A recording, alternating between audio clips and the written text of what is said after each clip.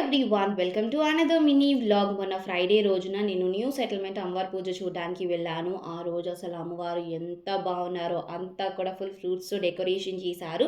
నాకైతే అలానే అక్కడ కూర్చుని చూస్తూ ఉండిపోవాలనిపించింది. కానీ మనం అలా చేయలేము కదా. తెలియని వాళ్ళ కోసం చెప్తున్నాను, ఈమె మా గ్రామదేవి శ్రీ సోలాపూరి అమ్మవారి తల్లి. ఎట్ ప్రెజెంట్ ఇప్పుడు మా ఊర్లో అమ్మవారి పూజలు అనేవి జరుగుతున్నాయి.